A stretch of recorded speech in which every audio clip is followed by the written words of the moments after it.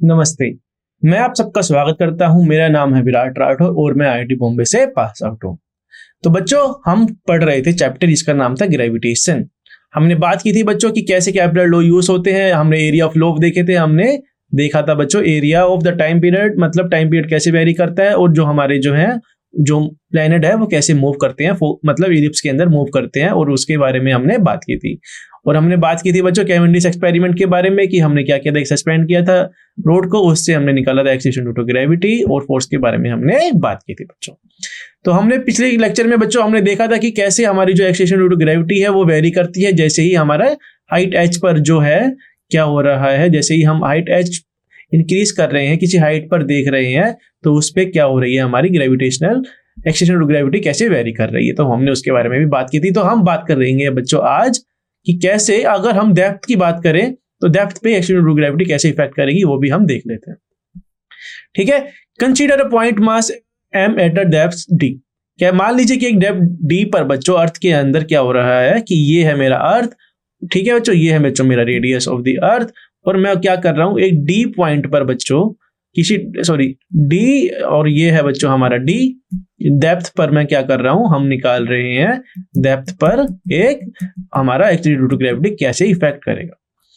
तो बच्चों जो मास होगा बच्चों, अगर हम इसको डिवाइड करें, हमें पता है मास जो होता है वो होता है बच्चों 4/3 पाई r cube into volume into density. तो बच्चों यहां से क्या हो जाएगा, डेंसिटी हो जाएगी बड़ा, वो कैंसल आउट। तो यहां से मैं क्या लिख सकता हूं, मास ms डिवाइडेड बाय ma, उसके मैं लिख सकता हूं re माइनस d। मतलब जो हमारा जो स्फीयर बचेगा जो बच्चों हमारा, उसका जो मास रहेगा वो इसके रेशो में रहेगा। मतलब इन दोनों का मैं रेशो ले रहा हूं बच्चों, मास ऑफ अर्थ और मास ऑफ जो है हमारा जो सरफेस बचा है बच्चों उसका। ठीक है, जो ये स्फीयर हम कंसीडर कर रहे हैं डेप्थ d पर, उसका ये मास है। तो बच्चों ये कैसे लिखेंगे हम, re माइनस डी का whole cube divided by re का होल क्यूब। तो यहां से बच्चों हमारा जो फोर्स आएगा वो आएगा GMEM re minus D upon re cube. तो यहां से बच्चों जो हमारी एक्शन ड्यू टू ग्रेविटी आएगी वो आ जाएगी GME divided by r cube re minus D. और यहां से हम क्या लिख सकते हैं, GM बाय r स्क्वायर को मैं लिख सकता हूं g। तो ये हो जाएगा बच्चों मेरा g re minus D upon re। तो इसको मैं लिख सकता हूं कि g into 1 minus D by R E. इस तरह से ये वेरी होता है कि डेप्थ पर बच्चों जैसे ही मेरा d क्या हो जाएगा, आर ई के बराबर हो जाएगा, तो बच्चों क्या हो जाएगा, मतलब डेप्थ जो है मेरा 0 हो जाएगा। तो बच्चों जो एक्सीलरेशन ड्यू टू ग्रेविटी जो होगा हमारा वो g के बराबर हो जाएगा। और ये कैसे वेरी कर रहा है बच्चों हमारा, ये वेरी कर रहा है कि डेप्थ पर है तो बच्चों ये प्रोपोर्शनल है बच्चों हमारे डिस्टेंस के, और बाद में ये प्रोपोर्शनल हो रहा है इस तरह से। ठीक है बच्चों, तो हमने देखा था कि ये, जैसे हमने पिछले केस में देखा था कि ये डिपेंड कर रहा है 1 अपॉन में h स्क्वायर के, ये डिपेंड कर रहा है बच्चों। तो इस तरह से हमने ये देखा था। तो हम इसका जो कर्व बनाएंगे बच्चों, ये कर्व भी याद रख लेना, इस तरह से ये कर्व होगा कि जैसे ये डेप्थ आएगा जैसे सरफेस के ऊपर, तो ये डिक्रीज होने लग जाएगा। तो मतलब जो मैक्सिमम जो एक्सीलरेशन ड्यू टू ग्रेविटी होती है वो होती है बच्चों हमारी सरफेस के ऊपर ही। ठीक है बच्चों, तो यही इसका मेन इंपॉर्टेंट मकसद था इसको समझाने का। तो ये एक्सीलरेशन ड्यू टू ग्रेविटी होती है जब हमारी डेप्थ होती है, कोई डेप्थ है बच्चों हमारी d, तो उस पर ये डिपेंड करेगा। तो बच्चों बेसिकली हमने क्या किया था, दोनों केस के अंदर हमने फोर्स बैलेंस किया और डिवाइड कर दिया मास से, वहां से आ गया हमारा ग्रेविटेशन ड्यू टू अर्थ। ठीक है बच्चों, तो चलिए आगे बढ़ते हैं। We had discussed earlier the notion of potential energy as the, अब हम बात करेंगे बच्चों ग्रेविटेशनल पोटेंशियल एनर्जी की। तो चलिए देखते हैं। We had discussed earlier the notion of potential energy as being the energy stored in the body at the given position। तो बच्चों हमें पोटेंशियल एनर्जी पता है बच्चों कि क्या होती है पोटेंशियल एनर्जी, वो डिपेंड करती है किसी पोजीशन के ऊपर। जैसे कि मान लीजिए अगर ये सरफेस है बच्चों, मैं इधर बोलूं कि यहाँ पर क्या होगी पोटेंशियल एनर्जी और यहाँ पर क्या होगी, अगर मान लीजिए ये हमारी है एक कोई बिल्डिंग है किसी हाइट h की, और कोई मास है बच्चों हमारे पास, ये इनिशियली क्या किया मैंने, m जो मेरा मास है वो रखा हुआ है सरफेस के ऊपर, और बाद में मैं क्या ले गया, उसको एक हाइट बिल्डिंग के ऊपर ले गया। तो बच्चों यहाँ पर जो पोटेंशियल एनर्जी हो जाएगी इनकी, मान लीजिए कि ये है बच्चों हमारा पोटेंशियल एनर्जी।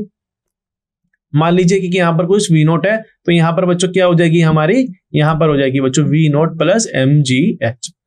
तो बच्चों बेसिकली क्या होगा, इन दोनों का जो डिफरेंस होगा, तो मैं बोलूंगा कि सरफेस और अर्थ के बीच जो टावर है बच्चों हमारा, जो बिल्डिंग है हाइट h पे, उसके दोनों के बीच में जो होगा कितना होगा पोटेंशियल एनर्जी, वो होगा बच्चों mgh। इस तरह से हम ये डिफाइन करते हैं।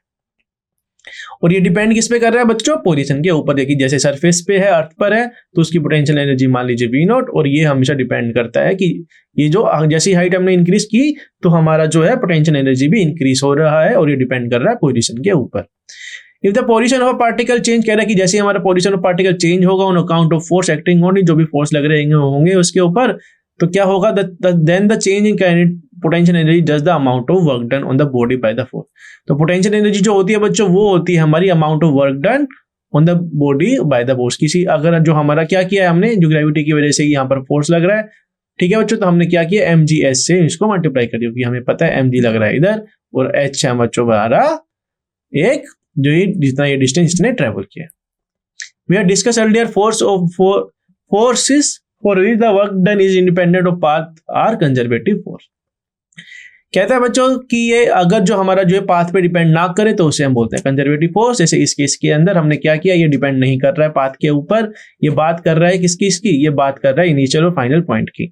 जैसे बच्चों नॉन कंजर्वेटिव फोर्स हमारे क्या होते हैं बच्चों? जैसे कि फ्रिक्शन, जैसे कि ये डिपेंड करेगा पाथ के ऊपर कि कितनी कर्व से ये मूव हुआ है, इस पे ये फ्रिक्शन जो है अप्लाई हो रहा है, तो कितना फ्रिक्शन ने काम किया, तो ये डिपेंड करेगा इसके पाथ पे, ना कि ये डिपेंड करेगा इनिशियल और फाइनल पॉइंट पर। तो ये आता है बच्चों हमारा नॉन कंजर्वेटिव फोर्स के बारे में, ये हमको अच्छे से पता है। ठीक है बच्चों, तो ग्रेविटेशनल फोर्स जो होता है बच्चों हमारा, वो होता है कंजर्वेटिव फोर्स, क्योंकि ये डिपेंड करता है इनिशियल और फाइनल पॉइंट पर, इनिशियल और फाइनल पोजिशन के ऊपर। चलिए आगे बढ़ते हैं। The force of gravity is a conservative force. जो फोर्स ऑफ ग्रेविटी होती है बच्चों हमारी कंजर्वेटिव फोर्स होती है, क्योंकि ये डिपेंड करती है किसके ऊपर? इनिशियल और फाइनल पॉइंट के ऊपर। And we can calculate the potential energy of a body arising out of the force. और ये कह रहा है कि हम पोटेंशियल एनर्जी निकाल सकते हैं किसी बॉडी की, जैसे कि वो उस पर फोर्स लग रहा हो, जैसे कि हमारी है ग्रेविटेशनल पोटेंशियल एनर्जी हम निकाल सकते हैं फोर्स की वजह से। ठीक है बच्चों, consider the point close the earth surface. मान लीजिए कि कोई ऐसे पॉइंट लीजिए जो कि अर्थ सरफेस के काफी क्लोज है, at a distance from the surface much smaller than the radius of the earth.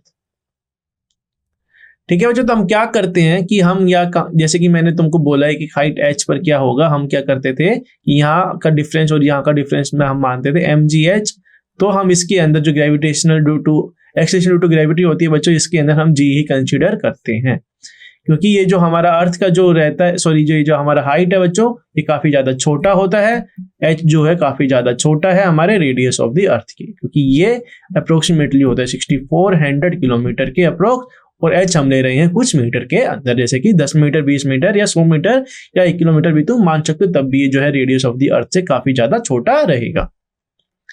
Consider a point close to the Earth's surface, a distance from the much smaller than the radius of the Earth. In such case, the force of gravity is practically कौन जो force होगी बच्चों gravity की, जैसे कि मान लीजिए कि ये जो लग रही है, इस पे जो फोर्स लगेगी ग्रेविटी की, वो लगेगी बच्चों mg ही लगेगी नीचे की तरफ किसी हाइट h पर। अगर मान लीजिए कि वो कोई 10 मीटर 20 मीटर की रेंज में है या 100 मीटर की रेंज में है, तो उस पर जो फोर्स लगेगा ग्रेविटी का वो mg ही रहेगा। इन सच के the force of gravity practically constant ही रहेगा, जो कि बराबर होगा किसके? Mass into acceleration due to gravity के बच्चों। ठीक है, जो कि डायरेक्ट किसको करेगा? जो फोर्स की जो डायरेक्शन होगी बच्चों, वो होगी हमारी सेंटर ऑफ द अर्थ के तरफ, ये हमारी जो होगी फोर्स लगेगी। ठीक है बच्चों, तो चलिए आगे बढ़ते हैं। If we consider point at a height h1, कह रहा है मान लीजिए एक पॉइंट हाइट h1 पर है from the surface of the earth, and another point vertically above it, height h2 from the surface. The work done in lifting the particle from mass m from the first to the second position denoted by work W12. कह रहा है बच्चों कि एक ये है मेरे पास height, ठीक है मान लीजिए, और ये है बच्चों मान लीजिए कि ये है बच्चों मेरे पास h1 और ये है बच्चों मेरे पास h2। ठीक है बच्चों, तो हम मेरे से क्या पूछ रहा है कि मान लीजिए कि if we consider point height h1 from the surface, और मुझे क्या करना है बच्चों, यहां से लेके यहां तक इसको लेके जाना है, किसी पार्टिकल को यहां से लेके यहां तक लेके जाना है। तो बच्चों मैं क्या करूंगा, the work done in lifting the particle of mass m1 from first to the second position. कह रहा है कि इस पोजीशन से मैं लेके गया इस पोजीशन तक, तो बच्चों क्या होगा, यहाँ पर बच्चों यहाँ पर पोटेंशियल एनर्जी कितनी है हमारी, पोटेंशियल एनर्जी बच्चों यहाँ पर है बच्चों मेरी mgh1, और यहाँ पर बच्चों कितनी हो जाएगी वो हो जाएगी बच्चों यहाँ हमारी mgh1 प्लस h2। तो बच्चों इनके डिफरेंस को जो हम क्या करेंगे, इनको कैलकुलेट करेंगे तो हमारा ये जो आएगा पोटेंशियल एनर्जी, ये आ जाएगी बच्चों mgh2। इन दोनों के बीच का अगर हम डिफरेंस लेंगे तो बच्चों वर्क डन कितना होगा 1 से लेकर 2 के जाने के बीच का, वो हो जाएगा बच्चों फोर्स इनटू डिस्प्लेसमेंट। मतलब जो फोर्स लग रहा है ग्रेविटी का और जो डिस्प्लेसमेंट है वो उसके अंदर हम कंसीडर करेंगे। तो ये हो जाएगा बच्चों हमारा mgh2 माइनस h1। ठीक है बच्चों, तो ये डिपेंड करता है, ये क्या होता है हमारा पोटेंशियल क्या होता है, डिफरेंस होता है बच्चों हमारा कि किसी हाइट के बीच का डिफरेंस वो हमारा डिपेंड करता है। चलिए आगे बढ़ते हैं। If we associated a potential energy WH at a point at height h above the surface such that work done, so potential energy at height h वो क्या हो जाएगी, मान लीजिए कि अगर मैं एक मान रहा हूं, कंसीडर कर रहा हूं सरफेस पे, मैं अगर किसी हाइट h पे मैं कंसीडर कर रहा हूं इधर, तो मैं क्या बोलूंगा कि इसकी पोटेंशियल एनर्जी कितनी होगी बच्चों। मान लीजिए कि मैं वो मान रहा हूं mgh प्लस w नोट, और W नोट क्या है बच्चों हमारी, एक मान लेते हैं हम कि W नोट जो है एक पोटेंशियल एनर्जी है जो कि एक सरफेस के ऊपर है, और उसका एक मैं कांस्टेंट भी मान सकता हूं। तो यहां से मुझे क्या पता लगेगा कि W12 क्या हो जाएगा बच्चों, मतलब पोटेंशियल एनर्जी बिटवीन 1 और 2 क्या हो जाएगा बच्चों, वो हो जाएगा बच्चों हमारा potential energy eight height 2 minus potential energy eight height 1। तो इस तरह से हम इसको लिख सकते हैं बच्चों, और हमें पता है कि WH2 क्या हो जाएगा बच्चों, वो हो जाएगा मेरा mgh2 प्लस W0, और ये WH1 क्या हो जाएगा बच्चों, mgh1 प्लस W0। ठीक है बच्चों, तो हम इनका करेंगे सब्ट्रैक्शन, तो यहां से हमारी potential energy between the two और 2 पॉइंट या 2 क्या कह सकते हैं 2 हाइट के बीच में हमारा पोटेंशियल एनर्जी आ जाएगा। ठीक है बच्चों, तो चलिए आगे बढ़ते हैं। The work done in moving the particle is just the difference of the potential energy. जो बच्चों वर्क डन होगा वो क्या होगा, बेसिकली वो होगा पोटेंशियल एनर्जी के डिफरेंस के बराबर होगा, उसके फाइनल और इनिशियल पोजीशन के ऊपर वो डिपेंड करेगा। ठीक है बच्चों, और W नोट क्या करेगा, क्योंकि W नोट है बच्चों दोनों के अंदर, दोनों पॉइंट के अंदर, सरफेस के अंदर हमने सरफेस की जो एनर्जी है बच्चों पोटेंशियल एनर्जी है वो हमने दोनों कंसीडर के अंदर, दोनों हाइट के अंदर कंसीडर की, तो वो क्या कर जाएगा, हमको पता है कि जो पोटेंशियल एनर्जी होती है, जो वर्क डन होता है वो होता है चेंज होता है डिफरेंस ऑफ पोटेंशियल एनर्जी, तो इसकी वजह से जो होगा हमारा W नोट वो हो जाएगा cancel. Setting H equal to 0 in the last equation, वो हमें क्या मिलेगा, WH0 जो होगा, मतलब जैसे ही हाइट 0 पर, मतलब सरफेस के ऊपर हमने क्या कंसीडर किया था कि उसका जो है पोटेंशियल एनर्जी वो है W नोट। H0 मीन्स मतलब सरफेस ऑफ द अर्थ है बच्चों, तब W नोट जो हो जाएगी पोटेंशियल एनर्जी हमारी सरफेस के ऊपर, ये हमने ये एज्यूम के दिए, हमने मान रहे हैं। कह रहा है कि if we consider point at arbitrary distance, कह रहा है कि किसी भी पॉइंट के ऊपर distance from the surface of the result just derived not just valid since the assumption that the gravitational force mg is constant in no longer valid। कह रहा है कि अगर हम कोई दूसरा पॉइंट ले ले बच्चों, जैसे कि कोई अच्छा खासा पॉइंट ले ले, जैसे कि जो रेडियस ऑफ द अर्थ की, जैसे कि रेडियस ऑफ द अर्थ के हाफ पे है, ठीक है, ये radius of the earth divided by 2, मतलब 3200 किलोमीटर जो है ये दूर मैं इसको मान लूं एक पॉइंट को, तो जो बच्चों इस केस के अंदर जो होगा हमारा ग्रेविटेशनल फोर्स जो होगा वो mg के बराबर नहीं होगा, और जो हमारा जो होगा पोटेंशियल एनर्जी, जो हमारे जो एजम्पशन जो हमने लिए थे वो वैलिड नहीं होंगे। ठीक है बच्चों, तो ये हमारा वैलिड तभी होता है जब हमारा हाइट जो होता है वो काफी ज्यादा छोटा होता है हमारे रेडियस ऑफ द अर्थ से।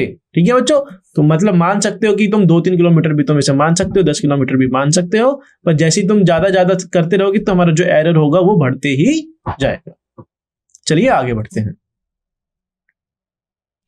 However, from the discussion, we know that the point outside the earth, the force of the gravitational particle directed toward the center of the earth। तो हमें पता ही है बच्चों कि जो हमारा पॉइंट है बच्चों अर्थ के बाहर, उस पे जो फोर्स ऑफ ग्रेविटेशन होता है पार्टिकल के ऊपर, वो होता है हमारे सेंटर की तरफ ही लगता है।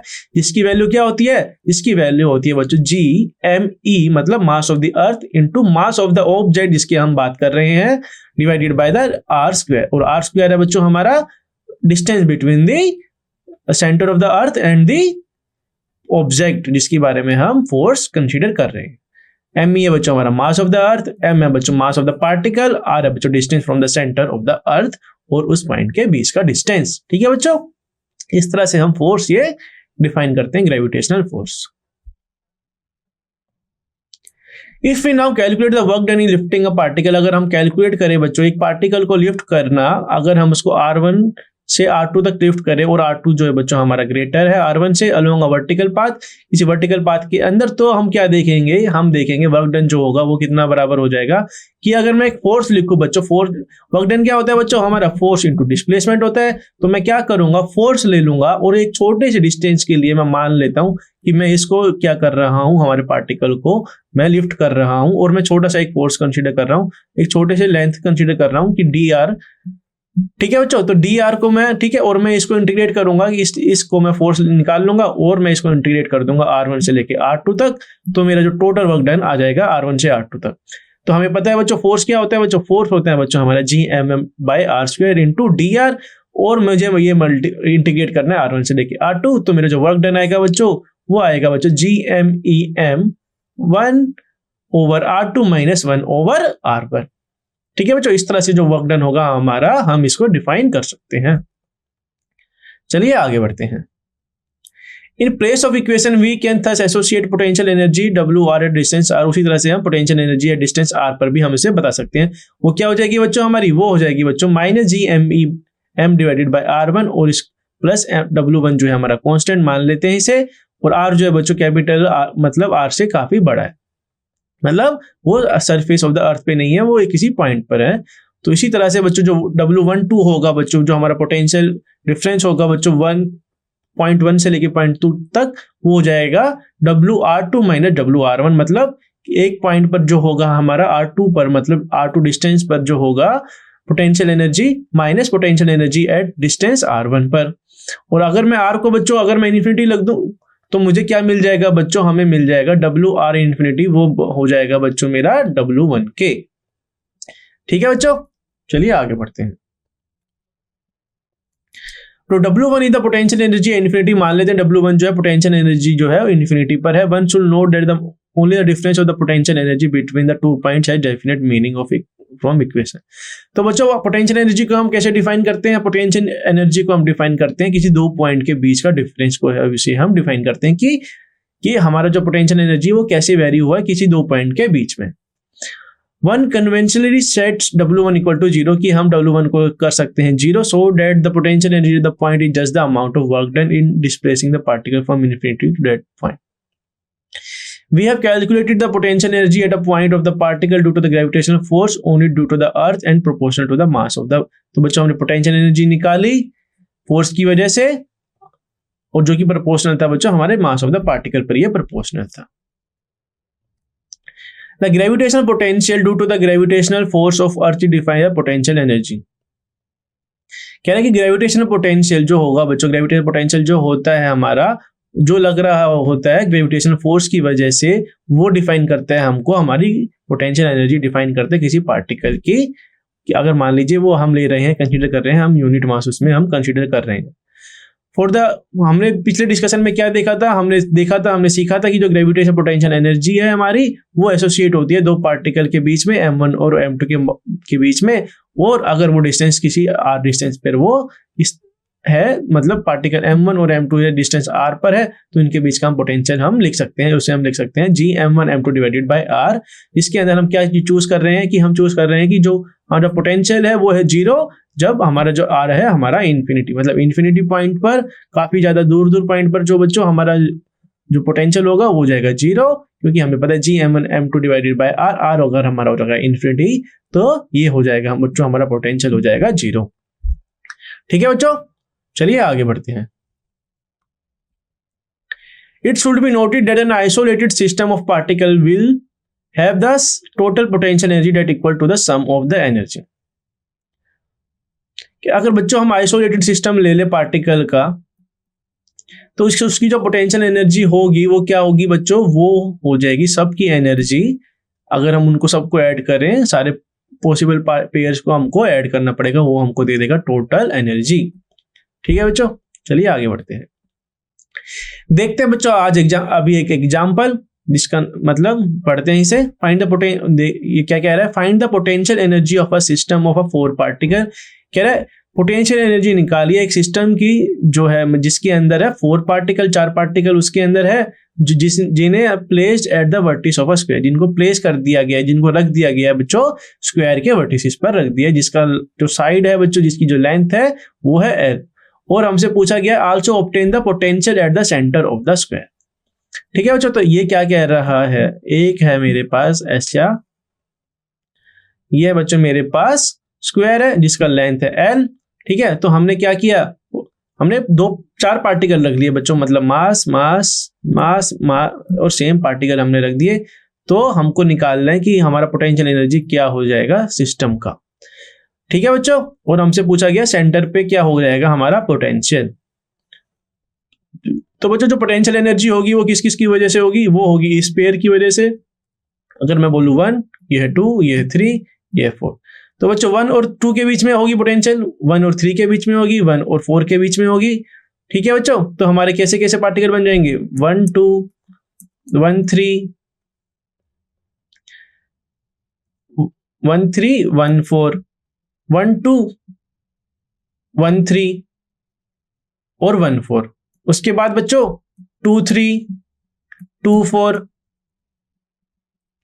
ठीक है बच्चों, उसी तरह से बच्चों उसके बाद क्या होना चाहिए, और कुछ बन सकता है कि हमारा इसके अंदर बच्चों, केस के अंदर हमारा बन सकता है 4 2 हमारा हो गया है, 2 3 भी हमारा हो गया है, 1 पे जो रहेगा 2 के लिए, 2 के लिए जो रहेगा 3 के लिए, 3 के लिए रहेगा बच्चों 4 के लिए। तो बच्चों ये 6 केसेस हमारे आ रहे हैं। ठीक है, 1 2 1 3 1 4 2 3 2 4 3 4। इसका मतलब क्या है बच्चों, 1 2, ये मैंने क्या बताया है तुमको, ये मैंने क्या किया, हमने देखा कि जो पोटेंशियल एनर्जी जो होगी सिस्टम की वो किस किस की वजह से होगी, m1 की वजह, m1 और m2 की वजह से जो होगी, m1 और m2 की वजह से जो होगी, m1 और m3 की वजह से होगी।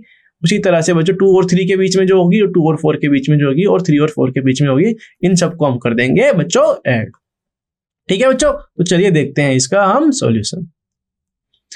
Consider 4 masses of each of mass m at the corner of the square of side length l। ठीक है बच्चों, तो हमने क्या किया, हमने 4 मासेस को कंसीडर किया, मास m है उसका, और हमारा जो स्क्वायर है उसकी लेंथ जो है साइड l है, उसको हमने रख दिया वर्टिस किसके ऊपर, उसके कॉर्नर के ऊपर। We have 4 mass pair at distance l, जो हमारे पास है 4 जो है 4 मास सिस्टम है, 4 पेयर्स हैं l डिस्टेंस पे, और 2 डायगोनल पेयर, और जो है 2 डायगोनल पेयर है, जो कि है जिनका डायगोनल का जो है हमारा है वो हो जाएगा, क्योंकि हमें पता है ये है l, ये है l, तो ये हो जाएगा बच्चों हमारा √2l। तो जो पोटेंशियल एनर्जी लिखेंगे बच्चों सिस्टम की, हम कैसे लिखेंगे, हमें पता है पोटेंशियल एनर्जी हम कैसे लिखते हैं, Gmm/L लिखते हैं बच्चों हम। तो हम क्या लिखेंगे 4 इंटू, क्योंकि हमारे पास है 4 ऐसे पार्टिकल जो कि L डिस्टेंस पर है, और 2 ऐसे पार्टिकल हैं कि जो है डिस्टेंस से √2l डिस्टेंस पर है। तो बच्चों इस तरह से मैं लिख दूंगा कि 4 इंटू Gm²/L माइनस 2 Gm²/L, क्योंकि हमें पता है वो होता है हमारा Gmm/R होता है हमारा पोटेंशियल एनर्जी। तो इस तरह से मैं ये लिख सकता हूं बच्चों। इन दोनों को मैं इक्वेट करूंगा, इन दोनों को मैं सम करूंगा, तो हमारा जो वैल्यू आएगी बच्चों वो आएगी -5.41 Gm²/L के अप्रोक्स ये पोटेंशियल एनर्जी आएगी हमारे सिस्टम की। ठीक है बच्चों, तो हमसे क्या पूछा गया था, हमसे पूछा गया था पोटेंशियल एनर्जी निकालिए 4 सिस्टम की वजह से, 4 मासेस की वजह से। हमने क्या किया, हमने पेयर बनाए बच्चों, हमने पेयर बनाए, 2 और 3 का पेयर बनाया, 2 और 4 का पेयर बनाया, 1 और 3 का पेयर बनाया। ठीक है बच्चों, और 4 और 3 का पेयर बनाया। तो हमने सारे पेयर बना लिए, और उनकी वजह से जो पोटेंशियल एनर्जी आ रही है वो हमने इक्वेट कर दिए। उसके बाद हमसे पूछा गया है बच्चों आल्सो ऑब्टेन, हमसे पूछा गया also obtain the potential at the centre. Centre पर पोटेंशियल क्या होगा ये हमसे पूछा गया है बच्चों, देखते हैं। तो सेंटर पे बच्चों पोटेंशियल क्या होगा, हमें पता है बच्चों कि ये क्या हो रहा है, सेंटर पोटेंशियल मतलब हमारे पास है 4 पार्टिकल। ठीक है बच्चों, तो इसकी वजह से जो पोटेंशियल होगा बच्चों वो क्या होता है, वो होता है हमारा Gmm/√2l। ठीक है बच्चों, तो इसकी वजह से भी सेम रहेगा, क्योंकि हमारी जो पार्टिकल है वो सारे सेम है, तो मैं मल्टीप्लाई कर दूंगा इसको 4 से बच्चों। और यहां पर क्या हो रहा है, हमारा जो ये लेंथ है बच्चों वो कितना है, ये है बच्चों हमारा L, और हमें पता है ये कितना है बच्चों हमारा डायगोनल डिस्टेंस को अगर मैं लिखूंगा वो हो जाएगा बच्चों मेरा √2l। ठीक है बच्चों, तो हमें लेना है कितना डिस्टेंस, √2l का ये आधा वाला, तो हमको डिवाइड करना होगा इसको 2 से। अगर मैं ये L को क्या करूंगा, ये √2 से बच्चों आ जाएगा √2, तो L/√2 ये आ जाएगा बच्चों इस तरह से। ठीक है बच्चों, तो हमारा जो आएगा वैल्यू, देखिए बच्चों Gmm/r होता है हमारा, तो हमने क्या किया, हमने Gmm/r लिखा और हमने ये डिस्टेंस लिया। ये डिस्टेंस कितना हो जाएगा, अगर ये हमारा √2l है तो ये क्या हो जाएगा बच्चों, l √2l डिवाइडेड बाय 2, मतलब जो हो जाएगा हमारा l/√2, और इसको हम मल्टीप्लाई कर देंगे 4 इसके इंडिविजुअल मासिस से, क्योंकि 4 हमारे पास मासिस है, तो यहाँ जो पोटेंशियल आएगा वो आ जाएगा बच्चों हमारा Gm/l√2 इंटू 4। तो इसको मैं क्या लिख दूंगा, Gm/√2l। ठीक है बच्चों, चलिए आगे बढ़ते हैं। अब बात करते हैं बच्चों हम एस्केप स्पीड की। एस्केप स्पीड क्या होता है बच्चों, इसके बारे में हम जानते हैं, देखते हैं। If a stone is thrown by a hand, कह रहा है कि अगर हम एक स्टोन को हैंड की वजह से फेंक दें, we saw it fall back. जैसे कि अगर हम स्टोन को क्या करेंगे, ऊपर की तरफ फेंकेंगे, तो हम देखेंगे, ऑब्जर्व करेंगे कि जो हमारा स्टोन है वापस अर्थ की तरफ आ जाएगा। Of course using a machine we can shoot a object with a much greater speed and with a greater initial speed the object scale higher and higher heights. कह रहा है कि अगर हम तेजी से फेंकेंगे तो हमारा ऑब्जेक्ट क्या होगा, काफी ज्यादा दूर जाएगा, काफी ज्यादा अर्थ के क्या होगा, वो हाइट गेन करेगा। और मान लीजिए कि अगर मैं गन ही फायर करूं तो वो तो हाइट जो है हम क्या करते हैं, उस हाइट को हम मतलब मेजर नहीं कर पाते, या उसको अगर मेजर भी कर ले तो जो हाइट होती है वो तब भी क्या करता है, हमारी अर्थ पर ही वापस आ जाता है। ठीक है बच्चों, तो इस तरह से ये हम क्या करते हैं, हम स्टोन को ऊपर फेंकेंगे तो वो धीरे धीरे अपनी जो हाइट इंक्रीज करता रहता है। A natural query that arises in our mind is the following: Can we throw an object with such a high initial speed that it does not fall back to the earth? ये कह रहा है कि अगर हमारे मतलब दिमाग में एक ऐसा वो आया, ख्याल आया कि अगर हम ऐसा कुछ पार्टिकल को इतनी अच्छी वेलोसिटी दे दें, इतनी ज्यादा वेलोसिटी दे दें कि वो जो है अर्थ को जो है क्या करे, वो अर्थ पे वापस आए ही ना, उसको हम बोलेंगे बच्चों एस्केप स्पीड। मतलब वो क्या करे, एस्केप हो जाए, मतलब लुप्त हो जाए, मतलब अर्थ की फोर्स से वो विलुप्त हो जाए, और हमारा जो है, जैसे हम इसको मतलब फायर करें किसी भी ऑब्जेक्ट को, वेलोसिटी दे तो वो वापस ना आए। हम क्या देखते हैं जनरली केस के अंदर, हमने ऊपर फेंका तो क्या होता है, वो धीरे वापस नीचे ही आ जाता है। पर हम चाह रहे हैं कि हमको इतनी वेलोसिटी दे दें कि ये जो है वापस आए ना, और ये चला जाए बाहर। ठीक है बच्चों, तो ये हमको देखना है ये कि इसकी वैल्यू क्या होगी। ठीक है बच्चों, तो देखते हैं। The principle of conservation of energy help us to answer this question. Conservation of energy की वजह से हम इसका आंसर निकाल सकते हैं। Suppose the object did reach the infinity and that the speed there was is vf.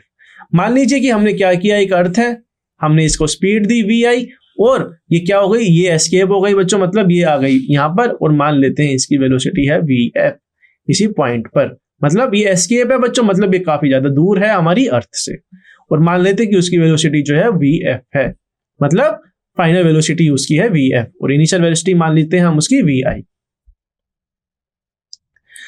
The energy of an object is the sum of the potential and the kinetic energy as before. W1 denote the gravitational potential energy of the object at infinity. The total energy of the object of the projectile at infinity then each.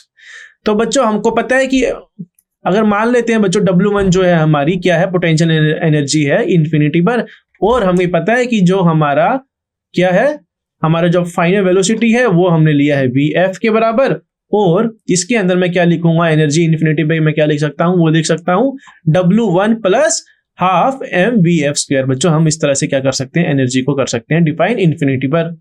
ठीक है बच्चों, if the object was thrown initially with speed v, और हमने क्या vi speed से उसको फेंका था, from a point eight distance r, किसी भी पॉइंट डिस्टेंस से मान लो बच्चों, अगर वो मान लेते हैं h प्लस r मान लो, from the earth centre of the earth, तो जिसके अंदर आ रही है बच्चों हमारा radius of the earth, energy तो हो जाएगी बच्चों, वो हो जाएगी बच्चों हमारी h प्लस r पर हो जाएगी बच्चों हाफ mvi² माइनस, हमें पता है बच्चा पोटेंशियल एनर्जी होती है हमारी Gmme upon h plus r और कुछ W1 अगर उसके पास एनर्जी है तो principle of conservation of energy से बच्चों अगर मैं इसको इनिशियल एनर्जी को और फाइनल एनर्जी को कन्वर्ट मतलब इक्वेट करूंगा तो इस तरह से हमारे पास आएगा half mvi² minus Gmme upon h plus re, जो कि बराबर हो जाएगा बच्चों हमारी फाइनल काइनेटिक एनर्जी के। ठीक है बच्चों, तो ये हमारी इक्वेशन आई, हमने करा इक्वेशन, उसको equate final initial energy is equals to final energy के हमने कन्वर्ट कर दिया है। ठीक है बच्चों, तो यहां पर क्या है, RHS जो है पॉजिटिव क्वांटिटी है विद मिनिमम वैल्यू 0 है, सो that the LHS thus an object can reach infinity as long as vi is just such that। कह रहे हैं कि बच्चों की अगर मान लीजिए कि एक मतलब हमको क्या करना है, हमको इस ऑब्जेक्ट को जो है हमको एस्केप कराना है। एस्केप कराना है बच्चों, मतलब ये अर्थ से काफी ज्यादा दूर आ गया, और मान लेते हैं कि जो इसकी अर्थ के दूर तो आ ही गया है, पर हम क्या कर रहे हैं इसके अंदर, हम कंसीडर कर रहे हैं कि ये अर्थ से दूर आ गया है, और इसकी जो काइनेटिक एनर्जी है, फाइनल काइनेटिक एनर्जी, उसको भी मैं 0 ही मान रहा हूं, कि 0 से ही थोड़ा सा मान सकते हैं, 0.00 समथिंग मान सकते हैं। तो मैं क्या कर सकता हूं, हमारी फाइनल काइनेटिक एनर्जी को मैं क्या कर सकता हूं, 0 के इक्वेट कर सकता हूं। तो यहां से हमको क्या मिलेगा बच्चों, हमको मिनिमम वैल्यू ऑफ वी आई हमको मिल जाएगी, कि हमारी कितनी मिनिमम वैल्यू होनी चाहिए, हमारी वेलोसिटी की, हमारी जो स्पीड है वो कितनी कम होनी चाहिए कि जो है हमारा एस्केप वेलोसिटी वो गेन कर पाए। ठीक है बच्चों, तो यहां से हम ये निकाल सकते हैं। ठीक है बच्चों, इसको हम इक्वेट करेंगे तो वी आई की वैल्यू हमारी आ जाएगी, मिनिमम वैल्यू ऑफ वी आई हमारी आ जाएगी। जैसे ही हम इसको इक्वेट करेंगे 0 के, तो इससे ज्यादा अगर हमारी वी आई से ज्यादा हमारी स्पीड होगी तो हमारा जो है एस्केप्स वो कर पाएगा हमारी अर्थ से। ठीक है बच्चों, तो आज के लिए इतना ही, हम मिलते हैं नेक्स्ट लेक्चर में। Thank you very much.